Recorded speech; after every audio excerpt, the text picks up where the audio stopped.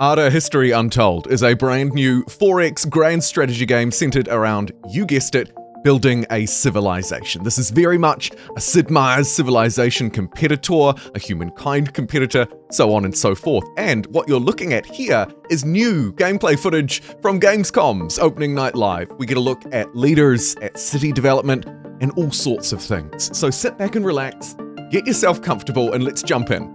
In the first chapter, I'm going to talk about what is Ara History Untold. We'll take a look at some new footage and also the original trailer, just in case you've been behind. And then, of course, we'll move through to the new stuff and some extra insights from the developers in the final chapter of the video. So developed by Oxide Games and published by Microsoft Xbox, this one is about a bit more flexibility, perhaps, than other historical strategy games. They make a really specific point to talk about how it's a living world. The idea is that you're ruling in your way, building your nation. So obviously, there's a big theme here around using history as a guide, as guide rails for things that you're looking at here, like the technologies, like the buildings, units, etc.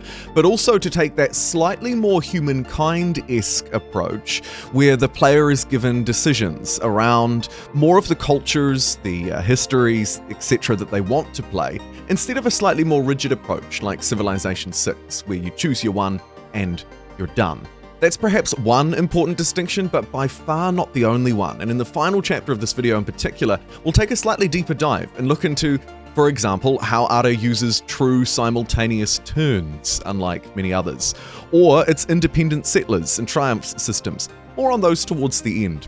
What we're going to move through to now is talking about the Gamescom release. So, what actually happened and what do we know? We're going to freeze frame on some of the stuff that you're looking at here, because there's a lot to unpack. I see combat that looks like Total War. I see war weariness and other factors. And I see cities that are being developed in what looks to me to be more like a city builder or a traditional RTS game than a 4X grand strategy game. So let's jump in and take a look at what Jeff Knightley delivered from the new Ara History Untold information at Gamescom. Hot off the press, by the way, about an hour ago at the time of recording this video. So as we know, developed by Oxide Games and presented by Xbox, this is the new trailer for Ara History Untold. Finally, also, by the way, some real meaty gameplay. It begins, of course, using in-game footage, but with some, perhaps, glorification to glamify, I should say, this city. And you can see all kinds of different landmarks, power generation, things to keep citizens happy. And then we see it devolve as you move back through time. Because, of course, this is a grand strategy game that starts from the very beginning of humanity, around the beginning of the ancient era, and works its way through. And so you can see sort of settlers, nomadic people, early agriculture start to take place. This is where we're going to slow it down a bit. They introduce three leaders. The first one, Harun al-Rashid, and some traits to go along with, by the way, charismatic, charitable, creative. Then we move through to a leader of Greece, Sappho. Sorry, I'm unfamiliar. Terrible. Focuses on creating masterpieces and aesthetics, someone who's innovative and creative.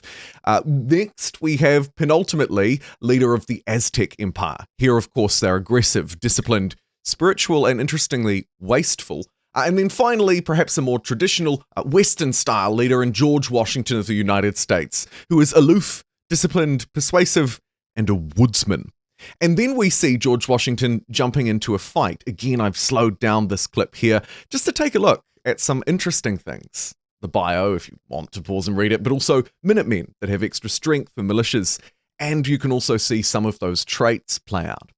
And then they move through into actual specific gameplay. And inside of a city, we get a taste of the kinds of things we could build, as well as, I would note, the UI. UI, buildings, and all of this kind of stuff, by the way, was tested during some closed technical alphas that, of course, you can't report on or share, so I won't be doing that here. Either way, you see the kind of thing you'd expect. Farms, lumber mills, etc.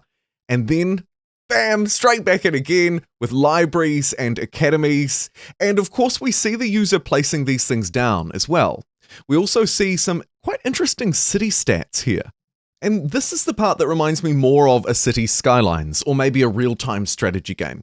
You have 5 indicators: happiness, health, prosperity, education, and aesthetics. So it's about the way the city looks, but also about the population, right? The people living within. And of course, the different building types, unlocks, and upgrades will lean into different areas, encouraging us as players to keep the balance. Here we see a little bit of the tech tree, simple looms, papyrus, and bronze working, obviously pretty early technologies in a relatively early stage of the game. Unlocking a culture triumph like the Hanging Gardens, and we'll talk a bit more about triumphs in the final part of this video.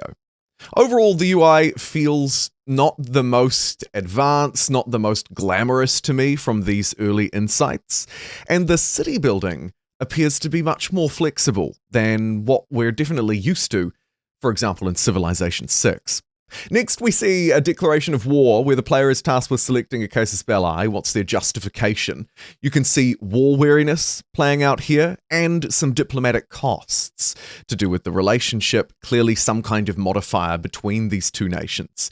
Allies, war weariness, a limit, interestingly, on turns at 50 turns, and also a prestige cost.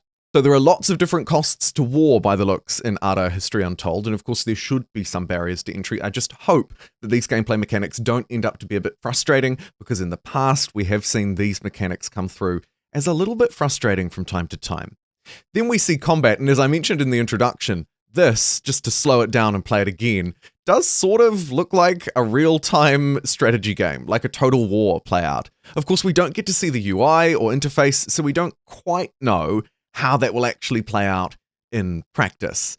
And then to play through the end of the trailer, we see various shots from famous landmarks playing through seasons and time in Ara History Untold, completing the new trailer and the new information that we learned, at least during the live session, the opening night live, as you can see by the annoying hashtag up the top right, from Gamescom. Now let's talk a bit more about the extra info that we've received from the other developers, at least since the last time I covered it here on the channel, which was quite a few months ago now. It's been a relatively quiet period for this game since it burst onto the scene what feels like over a year ago. Firstly, let's talk about triumphs. These are, if you're a Civilization player, wonders. Ancient wonders, modern wonders, whatever you want to call them. These big buildings, single, one only on the map feats. And from a recent developer diary, that's the screenshots that you're seeing here, that's their origin source, they sort of revealed a bit more information. They said that these things are obviously huge, representing these massive monuments like the Hanging Gardens, for example, that you're seeing here. They'll take a lot of resource to build and provide their own special benefits. They, once constructed, will not be able to begin construction anywhere else in the world. So as soon as you start building it, it's yours. And then the final thing is that they take up not just one zone within a region like this farm did here, still plenty of space around it for houses, but instead they take up the entire region. So they're pretty big, although not stupidly big, as you can see when you look at them in perspective of the rest of the city. Another interesting thing you might want to know is around the turns, simultaneous turns in this game. So basically you queue up all of your actions as you are playing out your turn, and the other players or AIs are doing it too. And then once everyone has ended their turn, these actions, these orders, they play out in a queue.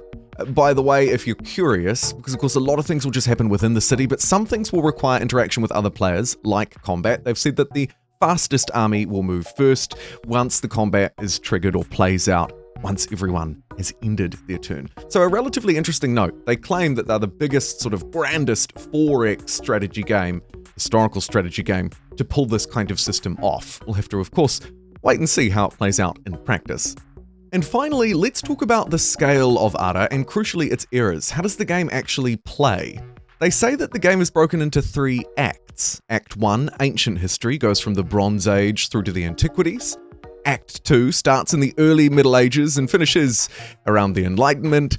And then finally, Act 3 begins with the Machine Age and works its way through to an unpredictable Future Age. A wide variety of ages, around 10 of them in total, split across 3 acts. And as you move through the acts, hopefully as a thriving nation, you'll sort of be put to the task, put to the test. Nations are sorted into different tiers based on their relative level of prestige, and those with the lowest amount of prestige are removed from the game. Prestige is gained from all kinds of things: culture, warfare, science, religion, and more. So this is Ara's way of removing players out of the game, outside of militarily, I'm assuming, and progressing through to some kind of Victor. You can see you're presented with a very detailed end of act screen. This will of course only happen a few times, but it does seem like a pretty interesting system. Let me know what you think about Ara History Untold below. I'm sure there'll be many a comment saying Ara Ara, and I'll see you all next time, maybe for some more coverage just like this. Thanks for watching, everybody.